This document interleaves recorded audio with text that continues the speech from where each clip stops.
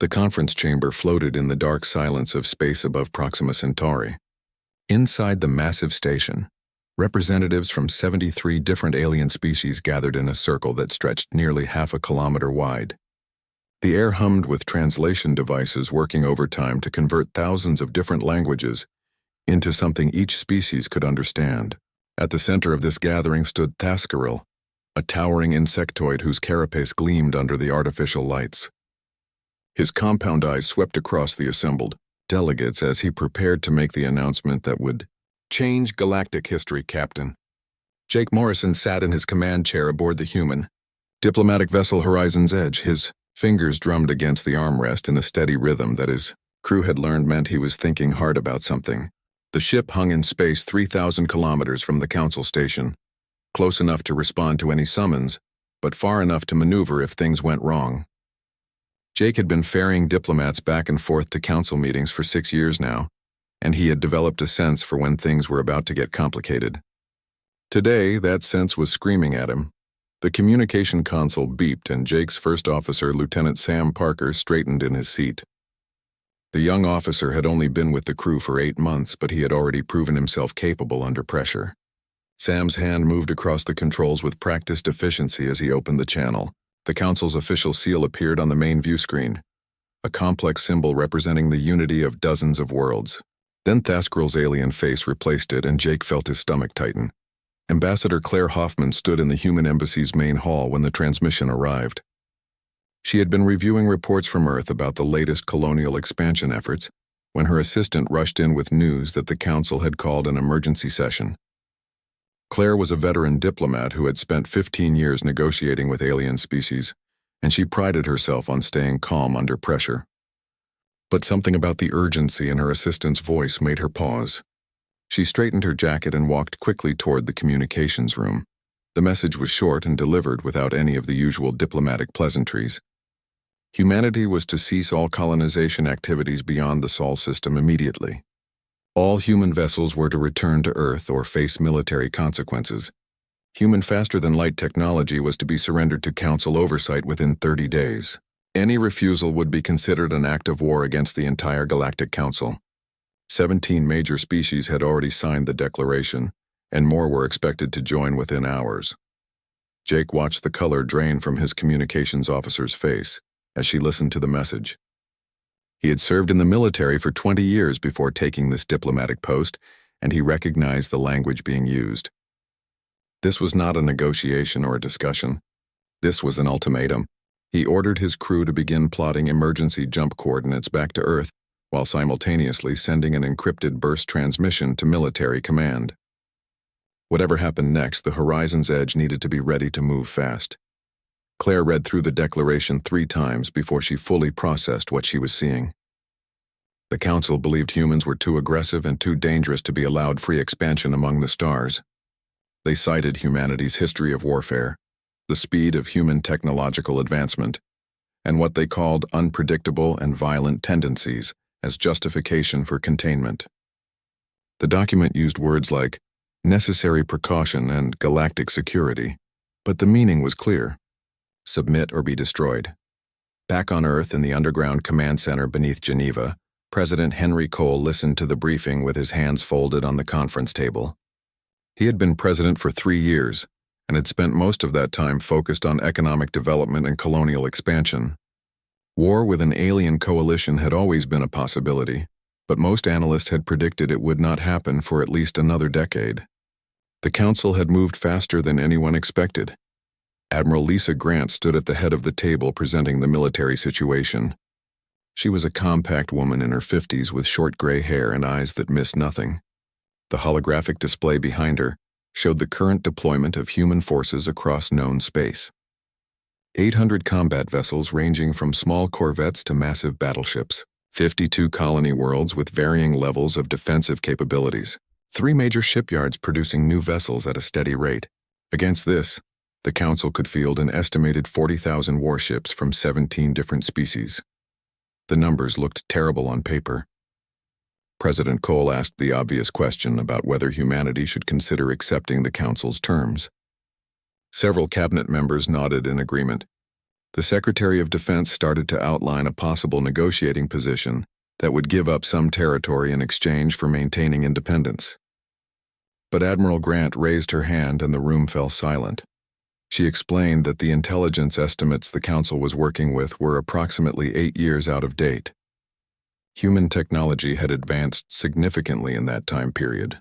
More importantly, the Council had no real understanding of human military doctrine or capability. They were basing their assessment on observations of commercial vessels and limited military patrols.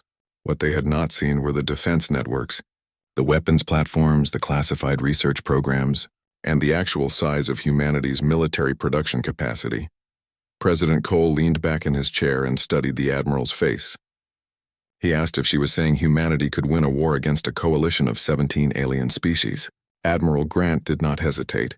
She said humanity could not just win, they could win decisively and quickly, but she also cautioned that such a victory would come at a cost in lives and resources.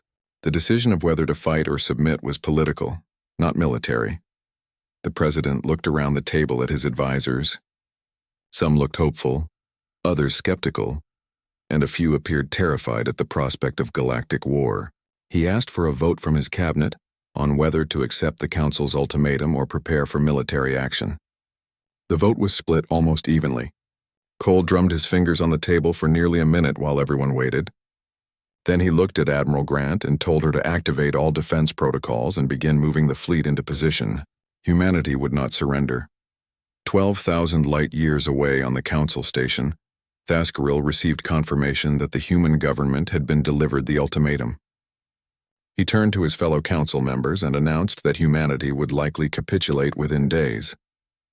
The insectoid had studied human psychology and believed they were fundamentally risk-averse when faced with overwhelming force. The assembled delegates murmured their agreement. Several species began discussing how to divide up human colonial territory. Once the surrender was finalized, none of them noticed the slight smile on Ambassador Claire Hoffman's face as she watched them celebrate their premature victory. She had just received a coded message from Earth. It contained only 3 words, but they told her everything she needed to know about what was coming next. The message read, "Let them come." The Council fleet emerged from hyperspace at the edge of the new Perth system like a swarm of metal locusts. Commander Vexthor stood on the bridge of his flagship, watching the tactical display light up with 2,000 green dots representing his armada. He was a reptilian warrior from the Sarkoth species, a race that had conquered 40 systems before joining the Council. His scaled face showed no emotion as he surveyed the human colony ahead.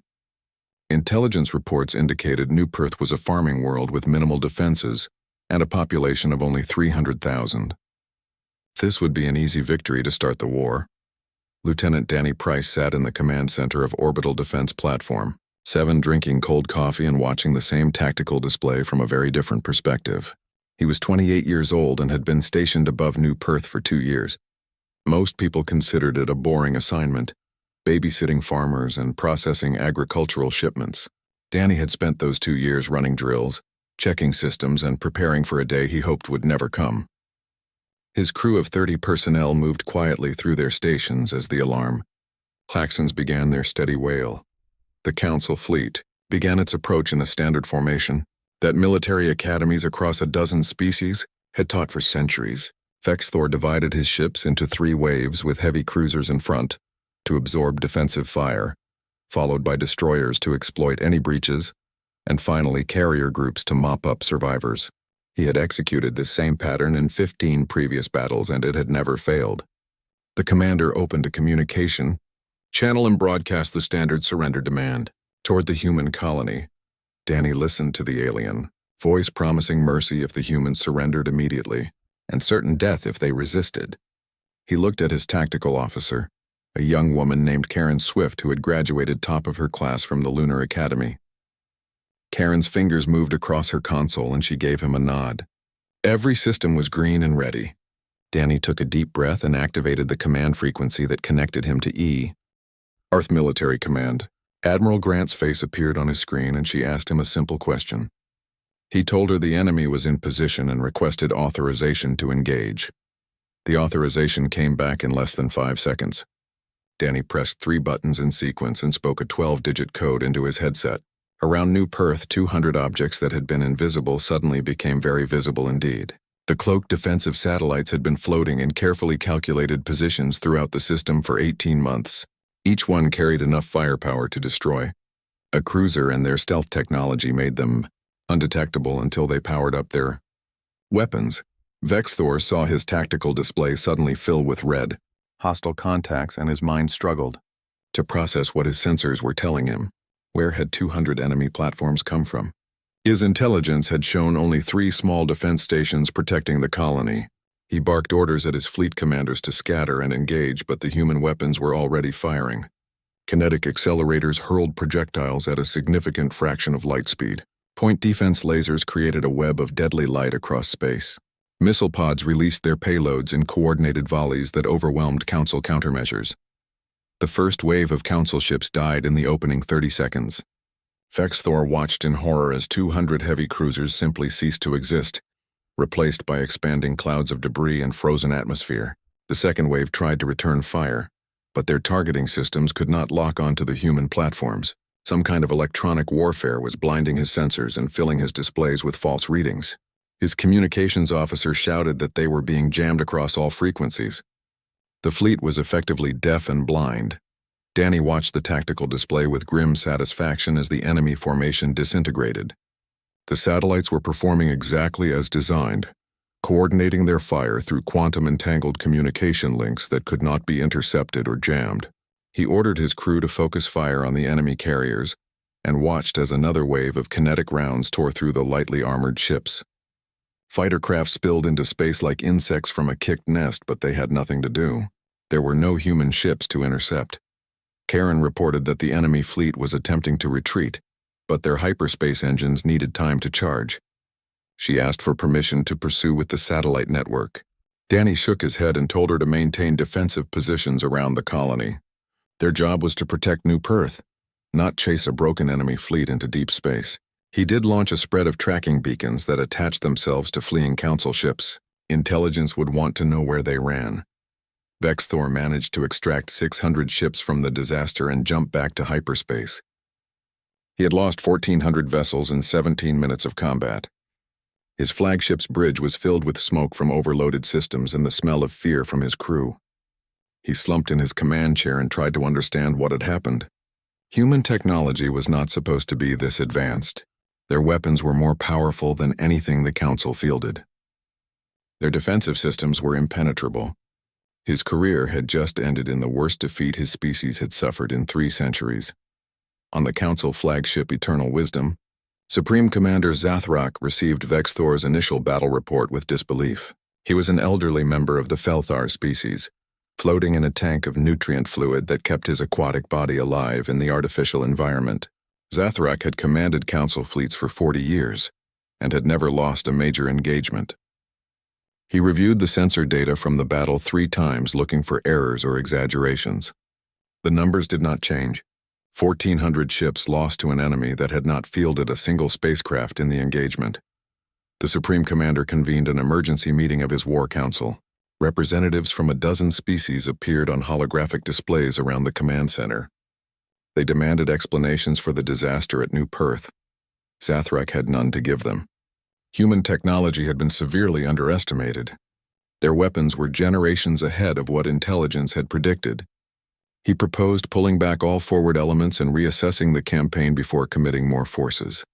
Captain Emma Rhodes received the alert while her destroyer squadron was conducting exercises near Jupiter. She commanded 12 vessels that Earth Military Command classified as rapid response units, designed to intercept threats before they reached the inner system. The orders came directly from Admiral Grant and were admirably brief. A Council scouting group of 23 ships had been detected near the asteroid belt. Intercept and destroy. Emma's squadron accelerated to combat speed and plotted an intercept course. Her ships were smaller than the Council vessels, but they were faster and more maneuverable. Human destroyer doctrine emphasized speed and firepower over heavy armor. Get in close, hit hard, and get out before the enemy could respond. She briefed her squadron commanders over the tactical network and received acknowledgments from all 11 other captains. The Council scouts never saw the human ships until weapons range. Emma's squadron came in from multiple vectors at once. their stealth systems masking their approach until the last possible moment. The engagement lasted 8 minutes. Human missiles overwhelmed Council point defenses through sheer volume of fire. Laser batteries carved through enemy hulls like paper. When it was over, 23 Council ships were either destroyed or disabled, and Emma's squadron had suffered only minor damage to one destroyer's port shield. Generator. She transmitted her battle. Report to Admiral Grant with clinical precision. Enemy shields inadequate against human weapons. Enemy tactics predictable and inflexible. Enemy response time too slow to counter human strike doctrine. She recommended aggressive offensive operations to keep the Council off balance. Then she ordered her squadron to return to Jupiter for rearming and crew rest. The war had just begun, and Emma had a feeling they would be very busy in the coming weeks. Supreme Commander Zathrak floated in his command tank and stared at the tactical projection showing the entire galaxy. Red indicators marked Council fleet positions, while blue dots represented known human holdings. The numbers still favored the Council by a massive margin, but those numbers had proven meaningless in actual combat. He had lost nearly 2,000 ships in skirmishes against an enemy that seemed to anticipate every move his forces made. The War Council demanded action, and the political leadership of 17 species expected him to deliver the swift victory they had been promised.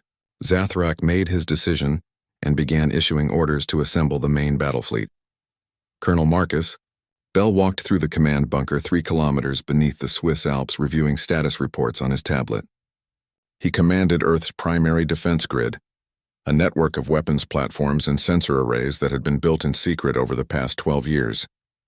The bunker itself was an engineering marvel, capable of withstanding direct nuclear strikes and maintaining operations even if the surface became uninhabitable. Marcus had served in 3 wars before taking this posting, and he knew that defensive battles were won or lost based on preparation and coordination. His team had been preparing for this moment since the day the bunker became operational. The Council's main fleet began, gathering at a staging point 6 light-years from Earth. 15,000 warships from 17 different species, assembled in formations that stretched across millions of kilometers of space. Zathrak watched the gathering with satisfaction from his flagship at the center of the armada. This force represented the largest military concentration the Council had ever assembled. No enemy had ever withstood such overwhelming power. The Supreme Commander opened communication channels to all his fleet commanders and outlined the battle plan. They would jump directly into Earth's system and force humanity's surrender through sheer superiority of numbers. Marcus received confirmation from his sensor network that the Council fleet was preparing to jump. He activated the command frequency and began coordinating with every defensive asset in the Sol system. Orbital weapons platforms powered up their reactors. Ground-based laser batteries calibrated their targeting systems. Mobile defense fleets moved into assigned positions. Fighter squadrons across a dozen bases launched and formed up in defensive screens. Everything humanity had built to protect its homeworld was about to be tested. The Council fleet emerged from hyperspace at the edge of Earth's solar system in a massive wave of spatial distortions. Zathrak expected to see a panicked human defense scrambling to respond. Instead, his sensors showed an organized grid of defensive positions that seemed to have been waiting specifically for his arrival coordinates. Before he could process this information, human weapons opened fire from 3,000 different positions simultaneously. Lieutenant Amy Foster sat in the cockpit of her fighter craft as her squadron launched from the lunar base. She was 24 years old and had logged more simulator hours than any pilot in her class. Now those thousands of hours of training would be put to real use. Her fighter was a small single-seat craft built around a powerful engine and devastating weapon systems. Council fighters were larger and more heavily armored, but Amy had studied their tactics extensively. She knew their weaknesses and how to exploit them. The space around Earth erupted into the largest battle humanity had ever fought. Marcus coordinated the defense from his underground command center, his voice calm and steady as he directed fleet movements and weapons fire. The orbital platforms targeted Council capital ships with their heavy kinetic accelerators, while the mobile defense fleets engaged enemy destroyers. Fighter squadrons dove into the Council formations like schools of predatory fish, their smaller size and superior maneuverability allowing them to slip past enemy defenses. Amy's squadron encountered a group of Council fighters near Mars orbit. The enemy craft moved in tight formations that prioritized mutual support over individual initiative. She signaled her wingmates and they scattered into a loose screen that gave each pilot room to maneuver independently. The engagement was brief and brutal. Amy destroyed 3 enemy fighters in the first pass, her weapons punching through their shields with contemptuous ease. Her squadron claimed 17 kills without a single loss. Captain Ryan Hughes commanded the battleship Defiant from his position in the main fleet engagement zone. His ship was one of humanity's newest designs, built specifically to fight multiple opponents simultaneously. The Defiant carried enough firepower to level a small moon and armor, thick enough to withstand sustained bombardment. Ryan watched his tactical display as 7 council cruisers moved to intercept his position. He smiled and ordered his weapons officer to engage all targets. The Defiant's main batteries opened fire in a rolling thunder of directed energy and kinetic rounds. The first council cruiser exploded as a tungsten penetrator punched through its reactor shielding. The second and third died to coordinated missile strikes that overwhelmed their point defenses. Ryan maneuvered his ship through the enemy formation, using the Defiant's superior engines to control the engagement range. By the time his ship had to withdraw for reactor cooling, all 7 council cruisers were either destroyed or drifting hulks. Zathrak watched his fleet die around him with growing horror. Human weapons were cutting through council ships faster than he could deploy reserves. His carefully planned formations disintegrated under the precise and overwhelming firepower of Earth's defenses. He tried to rally his commanders, but communications were being jammed by human electronic warfare. Individual fleet elements were fighting their own isolated battles with no coordination or mutual support. The battle entered its second day, and Marcus noted with satisfaction that human casualties remained remarkably low. Fewer than 30 ships had been destroyed, and pilot losses numbered in the hundreds rather than thousands. The council fleet had lost over 3,000 vessels in the first day alone. He ordered rotating defensive schedules to keep his forces fresh, while the enemy exhausted themselves against Earth's layered defenses. Commander Sophie Lang led her Marine unit aboard a human assault transport as it approached the Council flagship. She had volunteered for the boarding mission when intelligence identified Zathrak's command ship in the enemy formation. Sophie commanded 40 of humanity's best combat troops, soldiers who had trained in zero-gravity combat and hostile environment operations. Their mission was to capture the Supreme Commander alive and force him to witness the destruction of his fleet firsthand. The assault transport punched through the Council flagship's shields using a shaped charge that created a temporary breach. Sophie's Marines poured through the opening into the enemy ship's corridor system. They encountered 300 Council defenders, a mix of species and combat doctrines that should have overwhelmed the small human force. Instead, the Marines moved through the ship like a surgical instrument, their superior weapons and tactics cutting through opposition with brutal efficiency. Sophie reached the flagship's bridge 30 minutes after boarding. Her armor was scorched and one shoulder plate had been torn away by enemy fire, but she was otherwise unharmed. She found Zathrak floating in his command tank surrounded by dead crew members. The Supreme Commander looked at her with eyes that showed defeat and resignation. Sophie ordered her communications specialist to establish a link to the bridge view screens and forced Zathrak to watch the ongoing battle. The Council fleet was in full retreat by the end of the third day. Of the 15,000 ships that had attacked Earth, fewer than 6,000 remained combat-capable. Human losses totaled 82 ships destroyed and approximately 8,000 personnel killed or wounded. Marcus watched the enemy flee from his command bunker and allowed himself a moment of satisfaction. Earth had held and the Council had been broken. Ambassador Claire Hoffman received an urgent communication from Thaskril on the Council station. The insectoid's voice carried none of its earlier confidence as he begged for negotiations to end the fighting. Claire looked at the diplomatic team assembled around her and saw grim satisfaction on their faces. She opened the communication channel and delivered humanity's response. The Council would surrender unconditionally, or the war would continue until no Council ship remained in space. There would be no negotiation and no compromise. Humanity had tried peace and the Council had chosen war. Now they would live with the consequences of that choice. Admiral Lisa Grant stood on the bridge of her flagship Independence as the human fleet prepared to jump to Council space. Behind her stretched 300 warships, a force large enough to conquer most civilizations but small, compared to what humanity could actually deploy if needed. She had chosen this number deliberately to make a point. The Council had thrown 15,000 ships at Earth and failed. Now 300 human vessels would visit the Council's homeworlds and demonstrate what real military power looked like. Lisa checked the jump coordinates one final time and gave the order to proceed. The human fleet emerged in orbit above Proxima Prime, the administrative capital of the Galactic Council. The planet below was home to 5 billion beings from dozens of different species.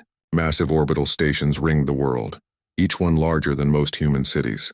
Zathrak had been transported here in chains after his capture, and was being held in a detention facility on the surface. Lisa opened a communication channel to the Council leadership and informed them that human forces now controlled the space around their capital world. She offered them a simple choice: cooperate with humanity's terms or watch their stations be reduced to debris. Dr. Paul Anderson arrived on Proxima Prime 3 days later aboard a diplomatic shuttle. He was Earth's chief xenotechnology researcher and had spent 20 years studying alien civilizations and their development patterns. Paul had been selected to brief the Council leadership on exactly how badly they had miscalculated their assessment of humanity.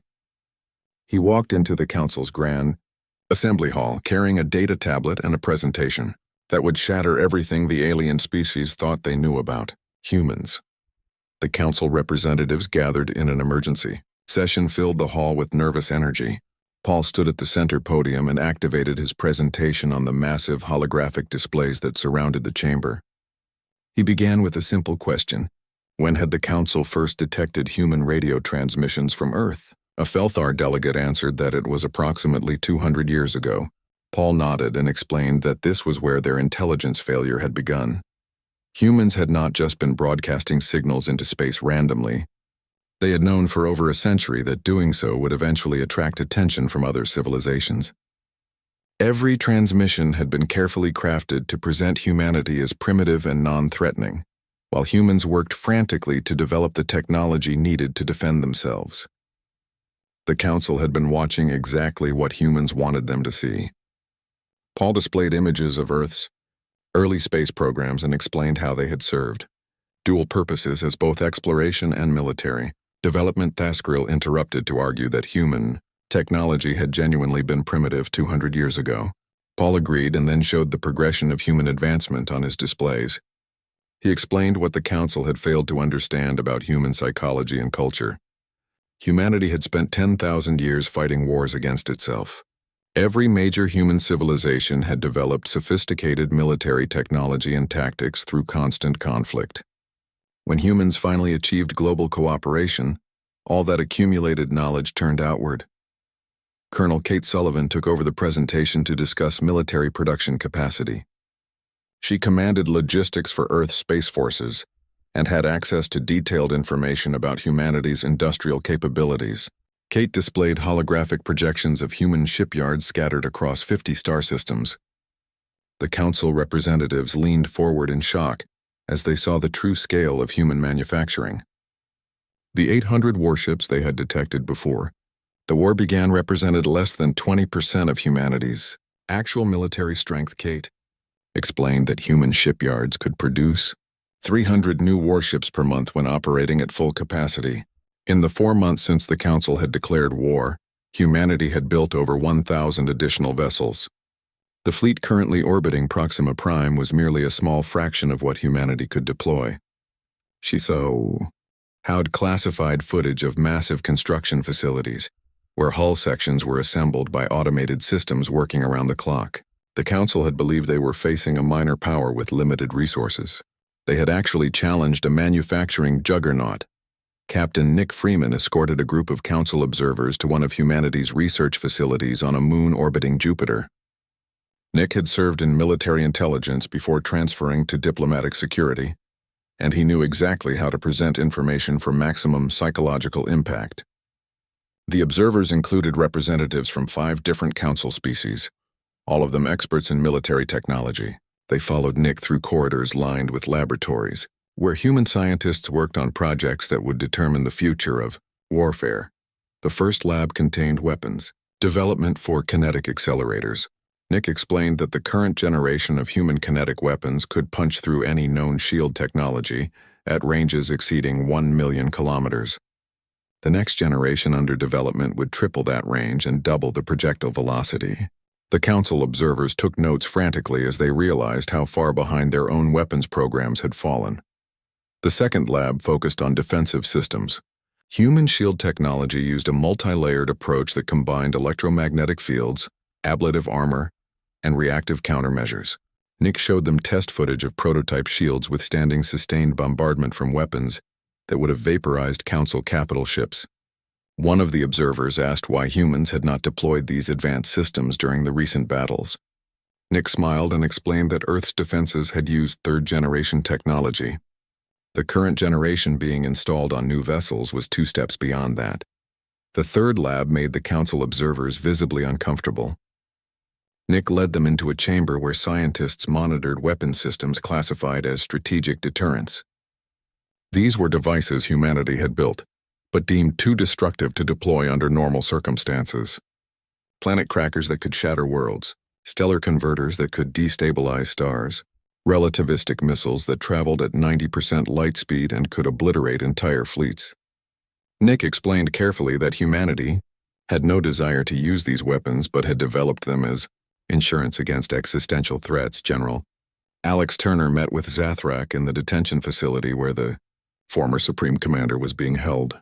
The 2 military leaders sat across from each other in a sparse room while guards waited outside. Alex had brought a data pad containing information he wanted the Council's former war leader to understand. He explained that human intelligence operatives had infiltrated Council space 15 years before first contact was officially established. Zathrak listened in growing disbelief as Alex detailed the scope of human intelligence operations. Agents had infiltrated dozens of Council species by using biological modifications and cultural training. They had mapped military installations, identified supply chains, and cataloged every significant weapon system the Council possessed. Human analysts had created detailed psychological profiles of key military commanders, including Zathrak himself. The entire war had been simulated hundreds of times in Earth's military computers before the first shot was ever fired. Alex showed Zathrak tactical analyses that predicted Council fleet movements with frightening accuracy. The attack on New Perth had been anticipated 3 weeks before it occurred. The assault on Earth had matched human projections in over 80% of its details. Even Zathrak's decision to lead the main fleet personally had been predicted as the most likely command choice. Alex explained that humans had been studying the Council like scientists examining specimens in a laboratory. The Council had thought they were observing primitive newcomers, but they had been the ones under observation all along. The former Supreme Commander asked the question that had haunted him since his capture. Why had humans developed such overwhelming military capability? What drove a species to build weapons that could destroy planets and destabilize stars? Alex was quiet for a long moment before answering. He explained that humanity had nearly destroyed itself multiple times through warfare. Nuclear weapons, biological agents, and other terrible inventions had brought Earth to the brink of extinction.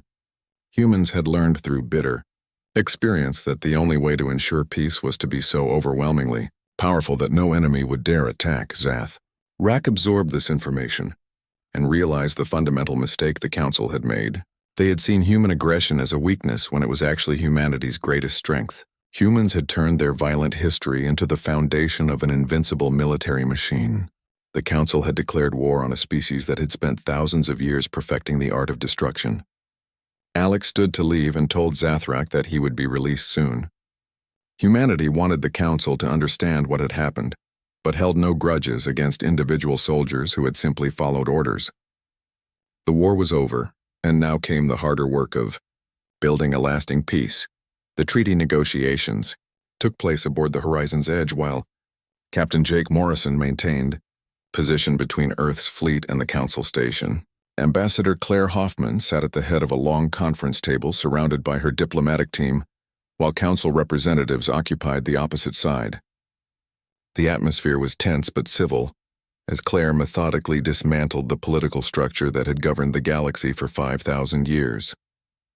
She explained that humanity would not join the Council as a subordinate member, because the Council would no longer exist in its current form. The Council delegates protested immediately, but Claire raised her hand for silence. She outlined the new structure that would replace the old order. A galactic assembly would be formed with representatives from all spacefaring species, including humans. Military actions would require approval from a security committee, where humanity would hold permanent veto power. Trade agreements and territorial disputes would be handled through arbitration courts with human judges, participating equally alongside alien counterparts. The galaxy would have laws and structure, but it would be built on principles of equality rather than the hierarchical system the Council had maintained. Thaskaril spoke for the Council delegation and argued that giving humans veto power over military decisions was essentially handing control of the galaxy to one species. Claire listened patiently and then responded with cold logic. The war had proven that humanity could defeat any combination of alien species through superior technology and tactics. The veto power was not a gift humans were requesting, but a reality they were acknowledging. If other species wanted to maintain their independence and sovereignty, they would accept human oversight of military matters. The alternative was continued conflict that would end with human dominance, anyway, but with far more casualties on all sides. President Henry Cole addressed both Earth and the wider galaxy in a broadcast transmitted across every communication network in known space.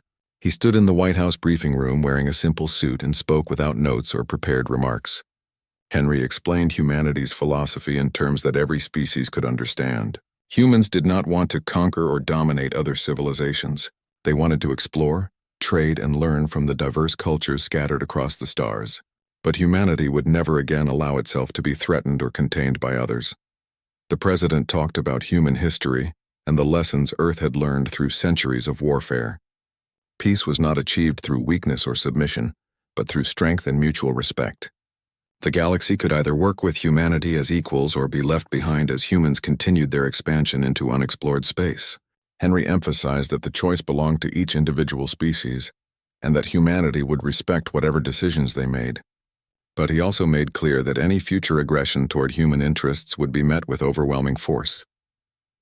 Former Supreme Commander Zathrak was released from detention and transported to the council station where he met with his former colleagues.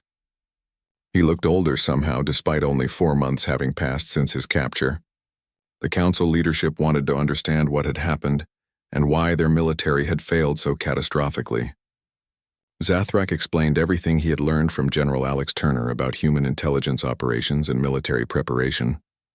The assembled delegates listened in stunned silence as they realized how completely they had been outmaneuvered. Admiral Lisa Grant met privately with Zathrak at his request in a neutral meeting room. The human admiral and the disgraced council commander sat across from each other, sharing drinks from their respective cultures. Zathrak asked the question he needed answered for his own peace of mind.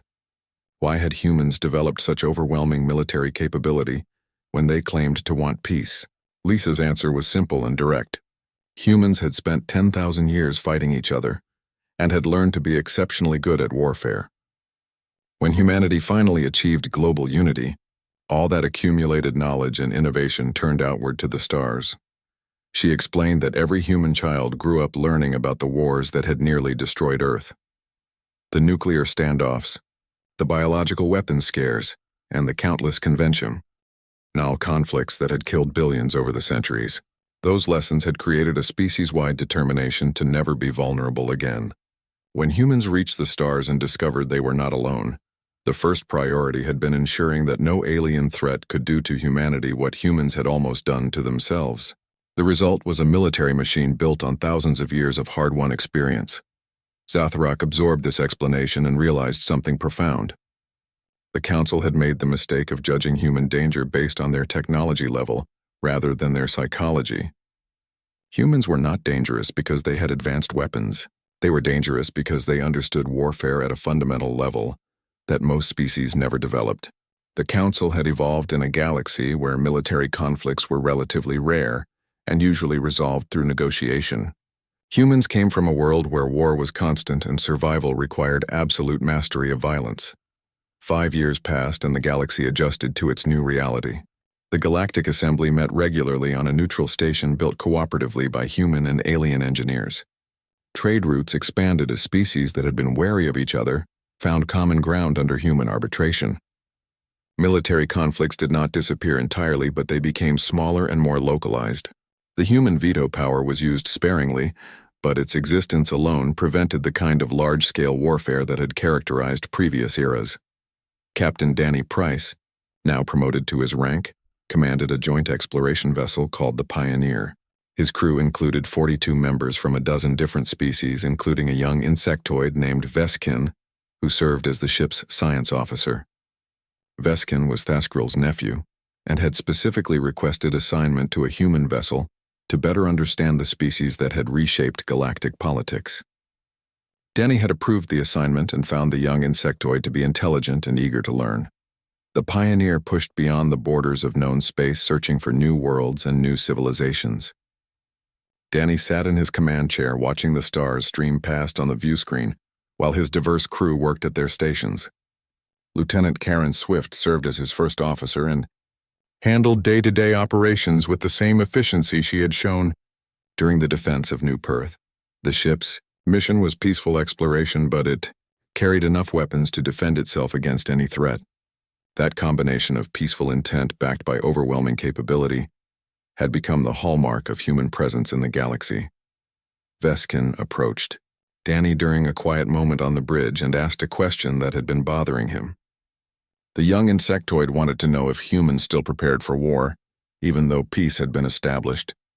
Danny considered the question carefully before answering. He explained that humans would always maintain their military strength, because history had taught them that peace was fragile and could shatter without warning. The goal was not to use that strength, but to have it available as a deterrent against those who might threaten stability. The Pioneer discovered its first new inhabited world 6 months into its mission. The planet was home to a primitive civilization that had not yet developed spaceflight, but showed signs of approaching that threshold. Danny followed first contact protocols established by the Galactic Assembly and made peaceful overtures while keeping the ship at a safe distance. The natives were cautious but curious and eventually agreed to limited exchanges of information. Veskin watched Danny handle the first contact situation with patience and respect for the native culture. The young insectoid realized something important about humans that many in the Council still did not fully understand. Humanity's military power was terrifying, but their real strength lay in their adaptability and determination. Humans could be warriors when threatened, but they preferred to be explorers and teachers when given the choice. That duality made them uniquely suited to maintain peace in a galaxy full of diverse and sometimes hostile species. Back on Earth, Admiral Lisa Grant reviewed reports from across human-controlled space in her office overlooking Geneva. The military remained at high readiness but had not fired a shot in anger for 3 years. Construction continued on new vessels and weapons systems, but at a reduced pace focused on maintaining technological superiority rather than rapid expansion. Lisa knew that eternal vigilance was the price of peace and that humans would pay that price for as long as necessary. Ambassador Claire Hoffman addressed the Galactic Assembly on the 5th anniversary of the war's end. She spoke about the progress made in building a more stable and equitable galactic community. Trade had increased by 300%. Scientific cooperation had led to breakthroughs that benefited all species. Territorial disputes were being resolved through negotiation rather than conflict. The assembly was not perfect and many challenges remained, but it represented a vast improvement over the old council system. Claire concluded her address with a reminder that resonated across the chamber. The question that had started the war had been whether humans were too dangerous to be allowed freedom among the stars. That question had been answered definitively. Yes, humans were dangerous, but that danger had brought stability to a galaxy that had known cycles of conflict for millennia. The most dangerous species in known space had decided that peace was worth protecting, and if anyone threatened that peace, they would learn what the Council learned 5 years ago. When humans asked if that was all, they were not asking a question. They were issuing a warning that wise species would heed.